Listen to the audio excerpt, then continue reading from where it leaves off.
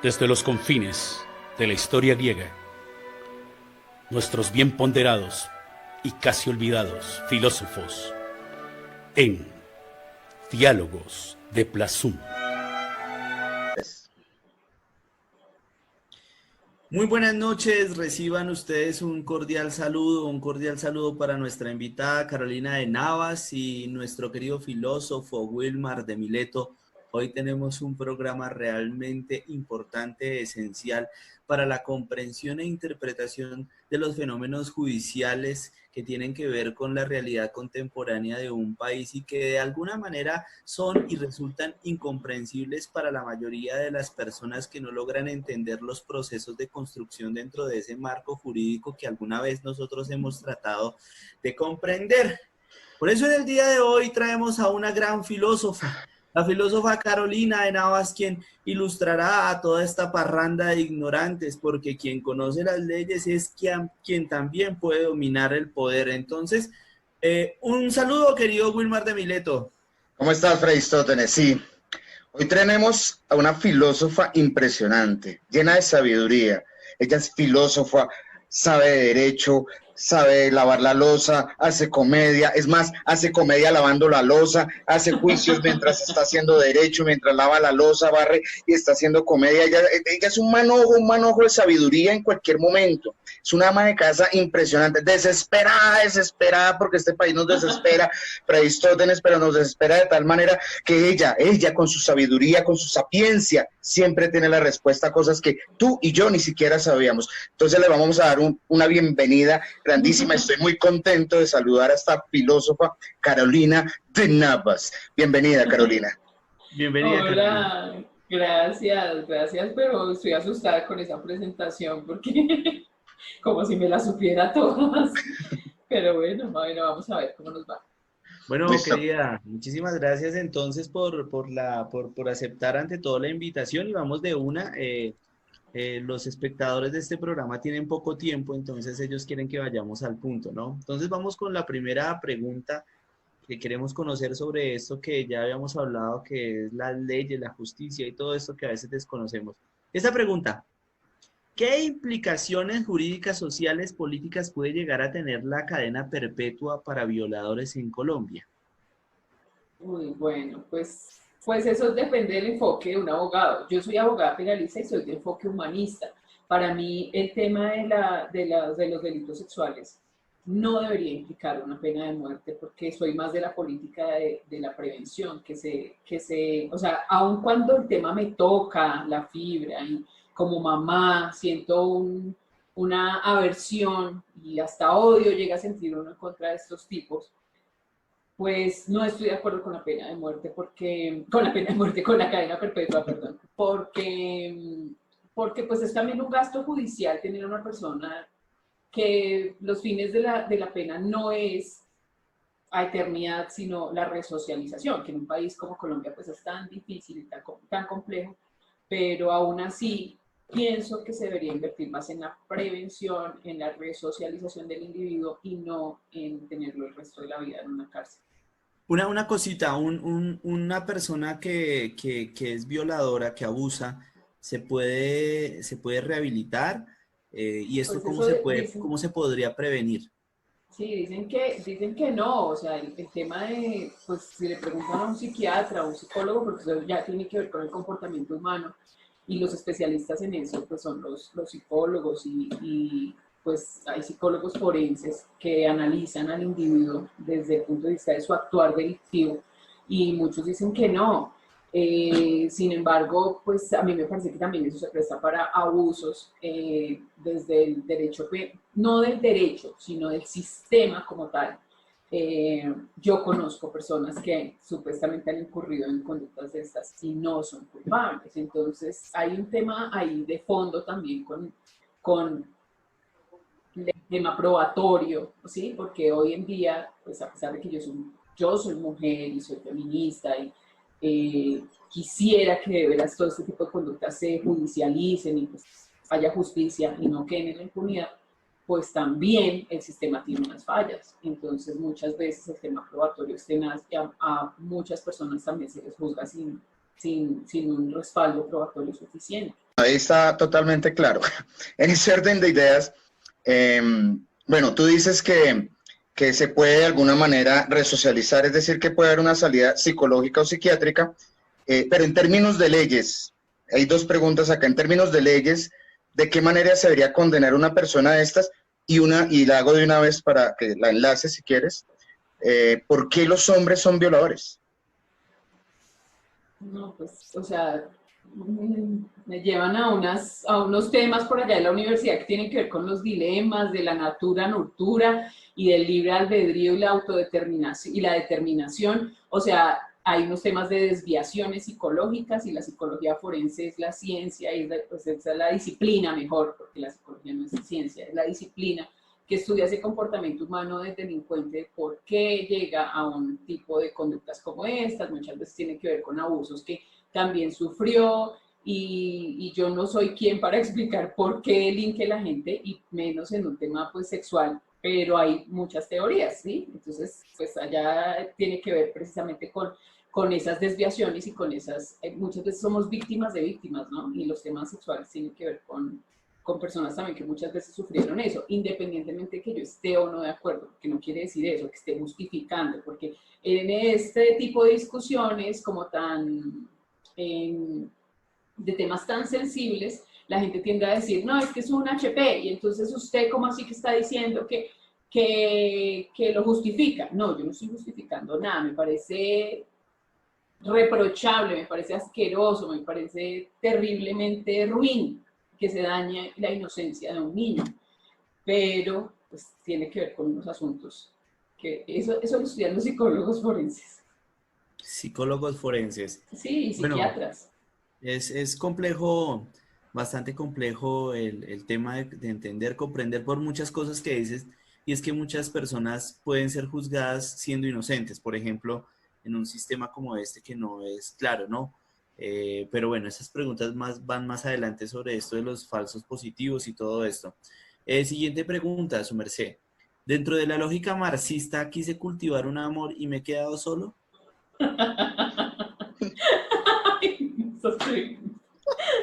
¿Qué se cuenta? Yo les canto. No, pues ¿qué les puedo contestar de eso? Quise cultivar un amor y me he quedado solo, pues es que nunca me ha pasado, entonces, no sé, llevo tantos años con el mismo que no he sufrido ese tipo de dilemas en mi vida. ¿Supiste cultivar? Tú sí supiste cultivar. Pues no sé si nos cultivamos o nos cansamos y ya con la primera cosecha nos quedamos. Esa vez es una premisa interesante, Freistótenes. Ya no quieres ser mi pareja, quieres tener una relación conmigo, no. ¿Nos cultivamos? ¿Te quieres cultivar conmigo? Nos cultivamos y listo. El cultivo es así radical, o sea, pero el amor sí existe. Sí, pues sí, existe, pero Sí. el amor tiene distintas formas, o sea, para unos amor es algo, para mí es otra cosa, para mí es comer rico, pasarla bien. Bueno, el amor se transforma. Es el cultivo y es la comida. Todo se transforma. Bueno, supongamos, Carolina de Navas, que el presidente hurta y que el fiscal roba. ¿Cuál es la diferencia? Pues primero, ellos por ser funcionarios no tendrían ni que hurtar ni robar, porque es un patrimonio público, entonces sería un peculado, ¿no? Pues cuando hay una apropiación de unos recursos que tienen que ver con el erario público y el hecho de ser un funcionario público hace que no sea hurto, porque son delitos de calificación especial y se llamaría peculado por apropiación como primera medida. Y entre robo y hurto, pues no, el tema es la calificación, ¿no? ¿Cómo lo denomina el Código Penal? El Código Penal denomina hurto, pero es la apropiación material de un bien o un elemento que no le pertenece. Entonces, para los efectos, mejor dicho, el entendimiento es lo mismo. El que roba, el que hurta o el que incurre en un peculado, solo que ellos tienen mayor responsabilidad porque son servidores públicos, lo que no han entendido los servidores públicos de este país, que están al servicio del pueblo. Carolina, qué pena, para que nos expliques a todos qué es peculado. Bueno, Wilmar peculiado. solo piensa en esas cosas. Sí, asociación es eso, asociación. Psicología, Bueno, Aristóteles. está bien, porque así se te queda, peculiar, está bien. Peculiar. Bueno, el peculado, como les decía, es la apropiación de un bien Mm. público, ¿sí? Pero entonces hay unos peculados, bueno, es que el peculado tiene unas clasificaciones. Hay por apropiación, que es apoderarse de un bien, de unos recursos.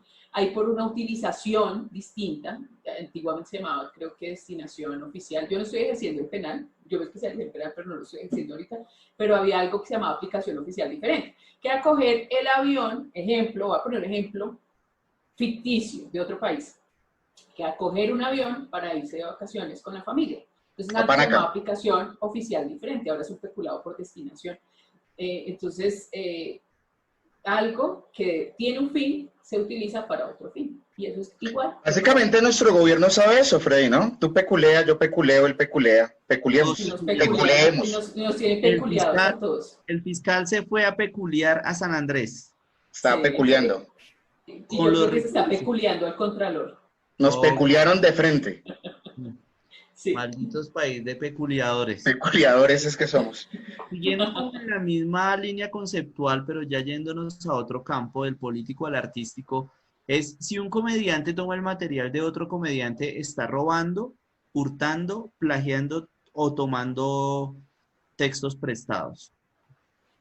Bueno, ahí yo no tengo mucha experiencia en el campo de la comedia, y entonces pues para mí, o sea, como Carolina, comediante sin ser abogada, pues ahora yo escucho por ahí ay, que son las comunes, interpretaciones distintas, entregas distintas, yo no sé qué, acting, pero para mí es robar material. O sea, sin ser ni comediante, ni abogada, ni nada, para mí hay un tema ahí de derechos de autor violento que tiene que respetarse. O sea, la creación de un comediante no puede ser utilizada fraudulentamente por otros. ¿Te han robado material? Que yo sepa, no, es que yo no soy yo no estoy como policía de comediantes, o sea, yo no estoy muy pendiente de la jugada, entonces pues yo creería que no.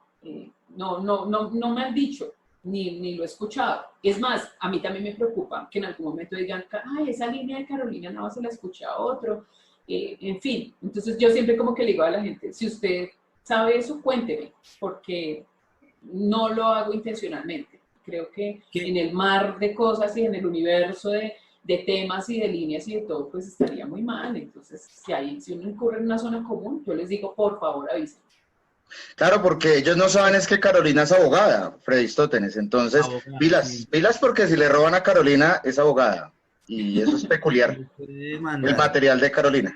por peculiado. Es que pasa que a veces uno hace lugares comunes que cualquier otro comediante puede hacer.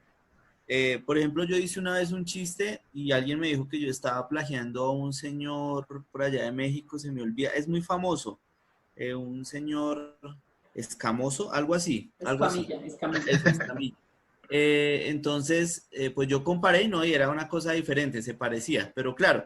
Entonces me puse a contar el tiempo. Yo también llevo mucho tiempo haciendo esto, hace 20 años, pero no soy visible comercialmente, ¿no? Entonces, a veces, pues obviamente prestan más atención al que tiene o al que está detrás de la cámara que Claro. al otro underground como nosotros. Sí, y pasa, ¿no? Sí, pasa con estas cosas que se confunden porque son lugares comunes. Bueno, Vamos a esta preguntita, Freddy Stótenes, que es interesantísima. Esto es para que nos eduques, nos enseñes sin maltratarnos, y es que nos enseñes y nos definas estos conceptos que para nosotros son totalmente parecidos, similares, extraños, y es esa vaina del homicidio en primer grado, segundo grado, tercer grado. El homicidio se gradúa, le hacen prom, le hacen fiesta. ¿Qué tiene que hacer un homicidio para ese tipo de cosas? ¿Qué es un homicidio culposo, doloso, afectuoso, simple, calificado, descalificado? Son una cantidad de términos extraños que probablemente sean lo mismo, pero no los desconocemos dentro de la filosofía que Aristóteles y yo manejamos. Bueno, el homicidio es un tipo penal. Es un delito. Se puede llamar tipo penal, delito, conducta punible, y es un hecho delictivo. El que matare a otro. O sea, todos los delitos tienen que ver con verbos. con un verbo rector. Entonces, el que matare a otro incurrirá en una pena de tanto a tanto. No me sé las penas. No estoy pendiente, pues, para eso está el código, para consultar. Entonces, el homicidio en Colombia no tiene eso que tú estás diciendo de primer grado, segundo grado, no. En Colombia es homicidio simple o un homicidio agravado y hay unas circunstancias de agravación punitiva de los delitos. Esas circunstancias de agravación para el tema de homicidio puede ser que se aproveche, se ponga a la víctima en un estado de indefensión, que sea contra un menor de edad, que sea abusando de una condición de poder.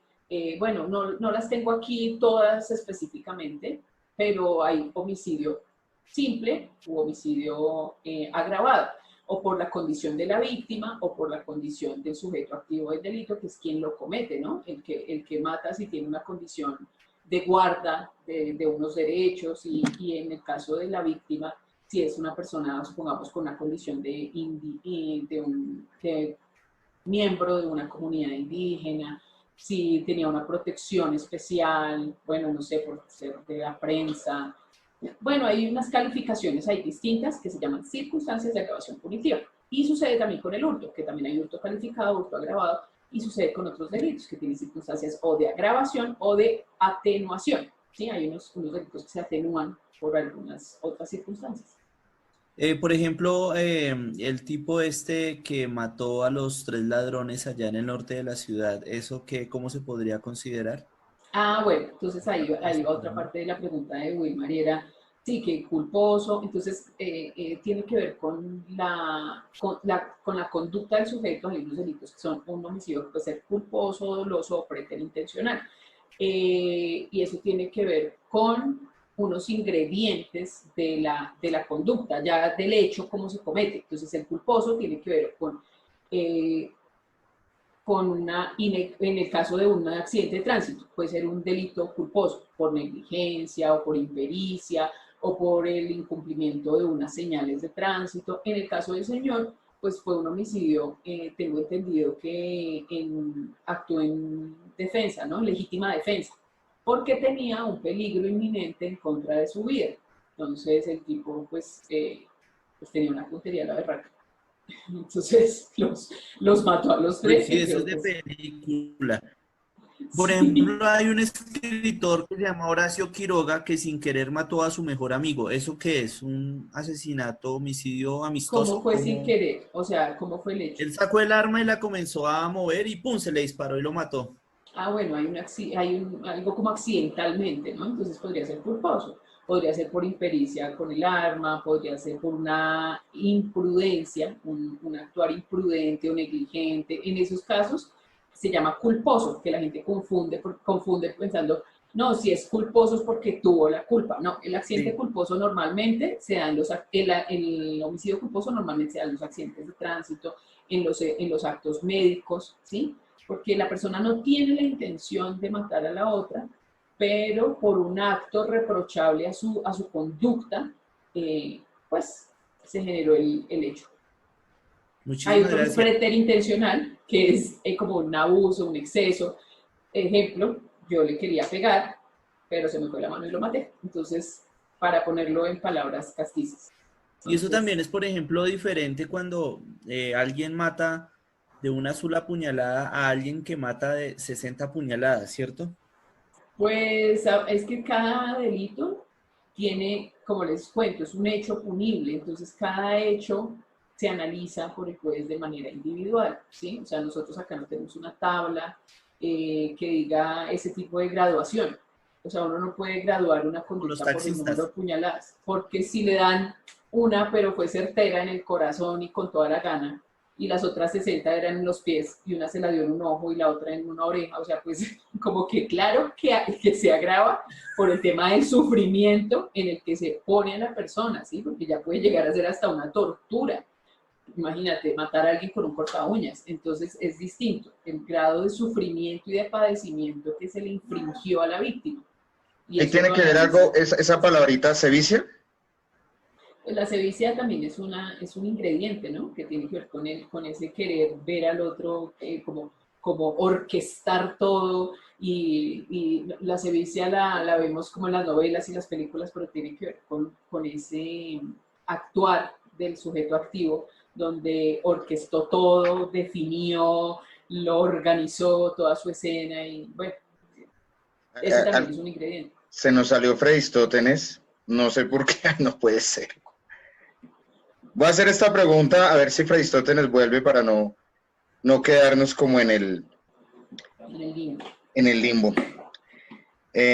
Carolina, ¿qué significa el vencimiento de términos? ¿Qué es eso? O sea, explícanos por qué toda esa carterva de hijueputas quedan libres. Bueno, esa palabra siempre quedan libres con esa frasecita. Se vencieron los términos. Claro, y eso es lo que está en el colectivo, ¿no? En nosotros como pueblo, como que las noticias son las que reportan esos hechos por vencimiento de términos, quedó libre fulanito de tal. Entonces la gente le echa la culpa a los jueces y no, ¿cómo así que ese juez HP dejó por fuera a ese violador? Pero resulta que los jueces están obligados en sus actuaciones al cumplimiento estricto de las normas y de los procedimientos, ¿sí? Y nosotros somos un Estado social de derecho que para unas cosas aplica y para otras no. Pero ese Estado social de derecho implica unas garantías y un cumplimiento de unas garantías en materia penal. Y ahí está el debido proceso. Y entonces dentro de ese debido proceso, si hay un procedimiento que me dice, ejemplo, no tengo a la mano, pues si dice, son 6 meses de investigación, ejemplo, y desde tal acto usted tiene tanto para imputarle, y después tiene tanto para acusarlo, y después de acusarlo tiene tanto para iniciar el juicio, y tiene tanto para ir a la audiencia preparatoria, pero si pasa tanto tiempo, ejemplo, 1 año, y usted no lo condenó, entonces la persona se sale, pues tiene que salirse, independientemente de esa ley no se puede cambiar, es decir, si alguien se tiene que condenar y no se hace todo el proceso, no, o sea, desde tu punto de vista, no deberíamos cambiar esa vaina para poder imputar a todos esos 34 señores que no hacen las cosas bien. Bueno, es que ahí es la discusión, ahí va hacia varios sentidos, ¿no? El tema no es de la ley, el tema es el punto para mí es el sistema. Sí. Porque entonces tenemos fiscales que están llenos de investigaciones, jueces que tienen una cantidad de carpetas de casos para conocer. Hay jueces de garantías, hay jueces de conocimiento, y los jueces de garantías tienen una cantidad de audiencias, entonces muchas veces cuando le llega el caso, ya se pasaron las horas para legalizar la captura y el tipo se sale. O muchas veces también son errores en los procedimientos de policía judicial.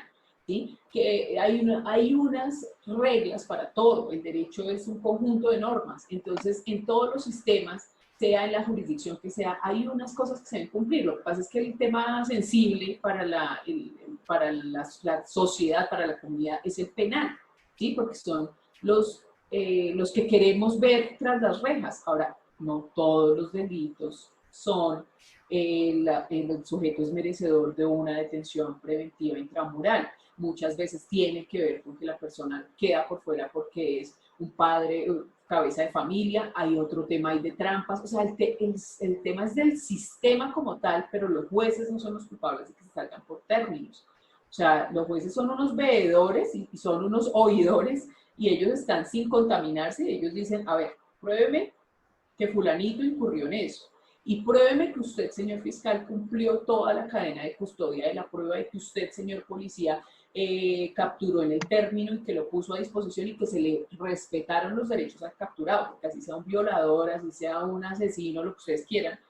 O sea, al tipo le tienen que hacer firmar un acta de derechos del capturado, tienen que tratarlo bien, tienen que garantizarle que puede defenderle un abogado, y si se saltan ese tipo de cosas, por mínimas que parezcan, pues el juez tiene que dejarlo en libertad. Entonces, más allá de la ley, es también el sistema y es la congestión muchas veces. Bueno, qué pena que se me fue la luz. ¿En cuál pregunta quedaron? Yo pregunté el vencimiento de términos, pregunta la anterior, Freistótenes. Bueno, no, es interesante todas estas cosas porque es normal, ¿no? Si Freistótenes es un homicida y Wilmar de Mileto es un criminal, ¿cuál es la más gonorrea? Pues es que la palabra criminal encierra crímenes. Entonces puede ser un criminal de cualquier crimen. Lo que pasa es que en Colombia nosotros no le llamamos crimen, ¿no? Le llamamos delitos, pero es un tema como de designación, de denominación de las palabras. En Estados Unidos, sí, el crimen de fulanito contra fulanito, y los casos se llaman, este es el crimen de O.J. Simpson. No, acá no se llama crimen, pero la persona que cometa un crimen, pues es un criminal dentro del argot popular, ¿no? Sin embargo, para efectos del derecho penal, es una persona que cometió un delito y que solamente se puede llamar delincuente una vez es vencido en juicio y una vez la sentencia hace tránsito a cosa juzgada, es decir, que quedó notificada, que ya no hay nada que hacer y que ya fue, o sea, sentenciado. Si está siendo investigado, no es un delincuente aún. Totalmente claro, Freistótenes sería la más gonorrea en este caso. Carolina, una pregunta, y esta sí es muy bonita, me parece muy linda, y es, ¿qué es esa vaina de los falsos positivos judiciales? Bueno, pues los falsos positivos en Colombia se remonta pues al tema ya consabido de las personas que hacían pasar por caídos en combate y le ponían las botas al revés, ¿no? Todo tiene que ver con el proceso de paz con las AUC. En ese interregno como que se cometieron, no, pero estoy mal, porque no tiene que ver necesariamente con el proceso. Dentro de todo el conflicto, ¿no? Se generó la palabra falsos positivos. Entonces, por unas prebendas, los militares hacían pasar como caídos en combate a personas del común que le ponían un camuflado y unas botas al revés, le daban un tiro de gracia y decían, este era un guerrillero. Y ya, si nos vamos al campo de lo judicial, entonces, pues, esa palabra, esa denominación así informal, pues también se dice que muchas veces pueden capturar a personas y le imputan determinados delitos y después lo dejan suelto y dicen esta persona cometió este acto para mostrársela a la prensa, a la sociedad y decirle encontramos al culpable de este hecho. Y después resulta que estaba montado con falsos testigos o con pruebas pues ilícitas o ilegales y el tipo no era tal. Entonces lo sueltan. El problema es que esta persona quedó pues con un reproche de la sociedad y con un reproche muchas veces penal y después demandan al Estado, le dañan la honra, le dañan el buen nombre y pues no tenía que ver. Tengo entendido que es así. ¿O a qué te refieres? ¿A una acción no específico? A eso no. Particularmente lo que, por ejemplo, es que yo me pregunto cómo un fiscal hace un argumento, ¿no? Porque esta semana, ayer, uno de los capturados, supuesto culpable de lo del atentado contra la policía ahí por Santander, ¿cómo se llama esa? La General Santander. La General Santander, sí. La capturan y uno de los indicios o uno de los detalles del relato que hacen es que como ella estudiaba en la Universidad Nacional, tenía un conocimiento sobre el funcionamiento del ELN. Entonces, sí. cómo construyen los argumentos, por ejemplo, todos los del Centro Andino 3 resultaron libres porque no tenían nada que ver, pero sí estuvieron 3 años metidos. Yo tuve un amigo que estuvo muchos años metido en la cárcel porque se le metieron a la casa, le metieron armamento y le dañaron la vida un buen rato, ¿no? Entonces, a eso nos referíamos básicamente. Sí, y es así. Muchas veces, o sea, el sistema permite que haya ese tipo de abusos, ¿no? Porque pues, como en todas las instituciones, siempre hay corrupción y ese es un tipo de corrupción, precisamente incriminar a personas que no tienen que ver con los hechos por mostrar unos resultados, quizá también en la fiscalía o ya como estructura del Estado muchas veces entregan, eso pasó con los magnicidios de Luis Carlos Galán, pasó con el tema creo que Jaime Garzón, o sea, cogen a una persona y dicen, ay, metamos a este y le damos al pueblo la impresión de que ya se está investigando y que tenemos una investigación adelantada mientras se nos olvida, ¿sí? Es que al pueblo se nos olvida todo, entonces mientras tanto, y hay gente que ha pagado años de cárcel y después lo sacan y le dicen, ay, qué pena, y la persona mete una demanda en contra del Estado por reparación, y muchas veces las ganan y les dicen, ay, sí, qué pena, usted estuvo preso una cantidad de años. Entonces, pues habría que mirar el caso específico. Pero sí escuché lo de la referencia que se hizo a la Universidad Nacional, que me parece pues, muy lamentable. Yo anoche estaba leyendo, pero la verdad en el Twitter, a la vicefiscal, que había salido en defensa pues, de su entidad diciendo, no, eso no es verdad, eso es una falsa noticia. Pero un periodista llegó el escrito y sí decía como que, pero yo no supe finalmente si había sido verdad o mentira. Si es así, pues me parece muy tenaz el estigma para la Universidad Nacional que se diga que porque una persona estudia allá conoce la estructura de una organización al margen de la ley. Eso es Y no solo el estigma, tenaz.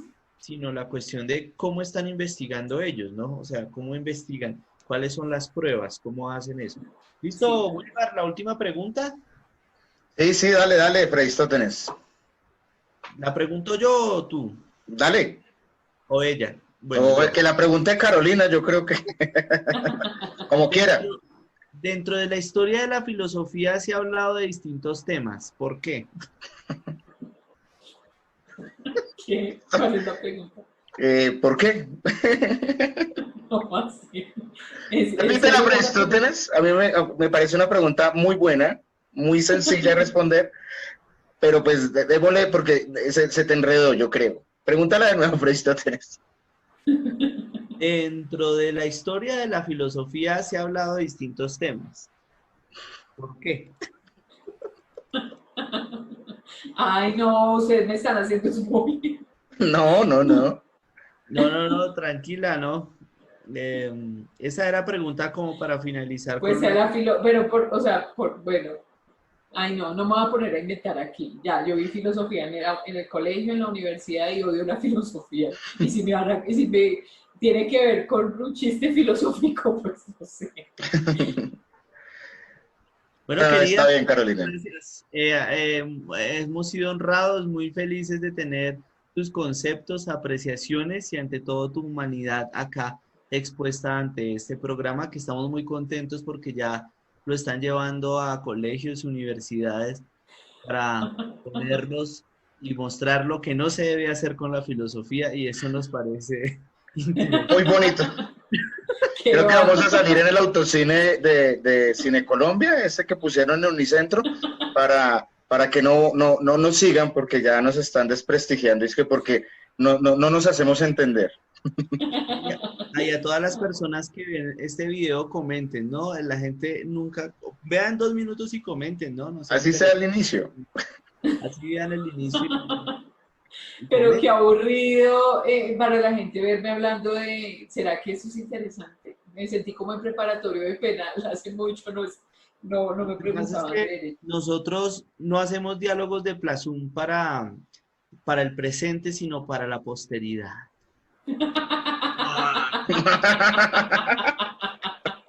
Hey, Hay gente que hace chistes para entretener, nosotros hacemos humor para trascender. hasta yo le estoy creyendo, voy a empezar a ver los programas de Plazum de ahora en adelante con esta reflexión de Freistótenes. ¿Y esto cuándo sale? Este sale el viernes. El viernes. Ay, no vayan a Este viernes. Amigos, ¿por qué? Porque estoy todavía pensando, tengo pajaritos. Amigos, por favor, respóndanos ahí en los comentarios. La filosofía ha tratado muchos temas durante toda la historia. ¿Por qué? Muchas gracias. Este fue Plazum. Gracias, Carolina. Gracias, Freistótenes. Gracias a Nos vemos ustedes. para la próxima. Gracias, muchachos.